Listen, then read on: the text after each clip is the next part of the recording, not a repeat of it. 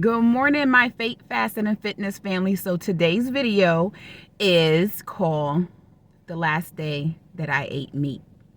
So on the last day that I ate meat, I went to go see my herbalist. I didn't even know it was going to be my last day. I didn't even know I was going to be called to not eat meat anymore. I discovered an herbalist on Facebook.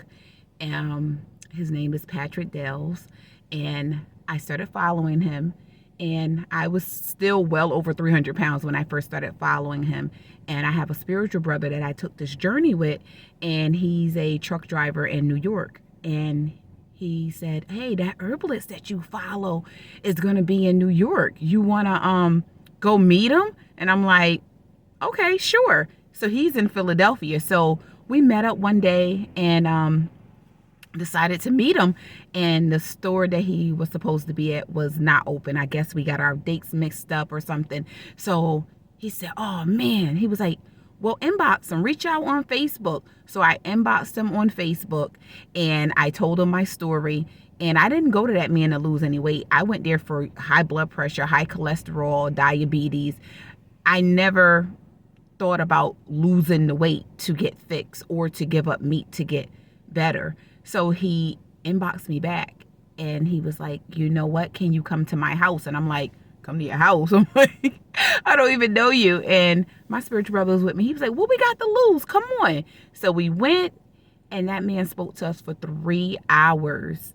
3 hours in his home, showed us how to make smoothies. He pulled out all these charts. And when he first met me, he held my hand, and I just felt the spark. I didn't know what it was. I really feel now it was just God's telling me that, something's about to happen now that I'm, more and more in tune with my body and can hear his voice even clearer now that I don't have the flesh in my body anymore. And he said, you're very, very pretty, but I don't know who the natural woman you are because, you're hiding. He was like, you could never fix your flesh by eating flesh. And I'm like, the heck does that mean? Because I never heard anyone refer to eating meat as flesh. So he sat us down, and he never said anything about my weight. He never said, oh, you're big. He said, you have a digestion problem. He said, you have a lot of waste in you. He said, you get rid of the waste, you'll get rid of the weight. So he talked about how chicken took 12 hours, beef took 18, and let's not talk about pork. So all these things were messing up my digestive system. So when I left there, my spiritual said, you know what, we're gonna have to give up meat. And I was like, I literally started crying in the car because, like I said, I'm a country girl. I ain't never went a day without eating meat. Even when I was sick, I was eating some chicken noodle soup. So I was like, no, why we gotta do that? Why? He's like, why not? Which you could always go back to it. Just do 30 days. And I was like, okay. I said, I'm gonna do it. I'm gonna do it. And he was like, all right, have your last big girl day. And he ain't never lied. That's exactly what I did. I went right to, anybody know about New York? They have White Castle cheeseburgers. And every time I go to New York, I get White Castle cheeseburger. I went in through that drive-through. Child, I got myself a 10-pack for myself. I got the fish nibblers and onion rings and a milkshake. And by the grace of God, that was the last time I ate a White Castle cheeseburger.